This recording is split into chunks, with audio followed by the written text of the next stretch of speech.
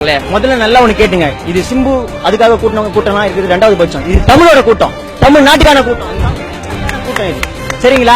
நீங்க வந்தவங்க எல்லாம் சிம்புக்காகவோ அஜித்காகவோ விஜய்க்காகவோ அப்படிலாம் கிடையாது. இது தமிழ். ஜல்லிக்கட்டுனா என்ன சார்? ஆரியா கேக்குறாரு, வாட் இஸ் ஜல்லிக்கட்டு?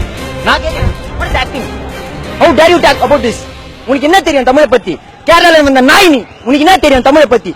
ஏன் தமிழ்நாட்டை என்ன பீட்டனா என்ன? ஃபர்ஸ்ட் பீட்டனா என்ன? எங்களுக்கு தெரிஞ்சதான் BATA பேட்டா போடுற செருப்பு தான் தெரியும் எங்களுக்கு. என்ன பீட்டனா என்ன சார்? இப்ப கொஞ்ச நேரத்துக்கு முன்னாடி ட்விட்டர்ல அனௌன்ஸ் பண்ணிருக்காரு சார், முன்னாள் பாஜக தலைவர். அவர் என்ன சொல்லிருக்காருன்னா, ஜல்லிக்கட்டு மீறி நடந்ததுன்னா இந்த மாதிரி ஆட்சி கலையணும். அப்ப நீங்க என்ன எதிர்பார்க்கறீங்க? ஒரு ஹிந்துவோ ஒரு முஸ்லீம் அடிச்சுக்கணுமா? ஒரு கிறிஸ்டினோ ஒரு முஸ்லீம் அடிச்சு? நான் முஸ்லீம் தான், நானும் தமிழ் தான். தமிழுக்காக வருவோம். சிம்பு நல்லா கேட்டுங்க, இது தமிழுக்காக கொந்தளிக்கிறேன். சிம்பு வெறிய நான் கண்டிக்கிறேன். இது சாதாரணம் இல்ல. இத மாதிரி இன்னும் எத்தனை போராட்டம் வேணா நடத்துவோம். இன்னும் 20 வருஷம் கழிச்சு மவுண்ட் ரோட்ல நடத்துவோம் ஜல்லிக்கட்டு நடக்கும். ஜல்லிக்கட்டு நடத்துவோம். இதுக்காக என்ன வேணாலும் சரி, எங்களை அரெஸ்ட் பண்ணாலும் சரி, என்ன நடந்தாலும் சரி, உயிரை கொடுத்தாலும் நாங்க தமிழை காப்பாத்துவோம். தமிழ் என்ன என்னைக்கும் அழியாது. தமிழ மாதிரி யாரும் வரவும் முடியாது. தமிழ மாதிரி யாராலையும் உருவாக்கவும் முடியாது. தமிழன் தான்.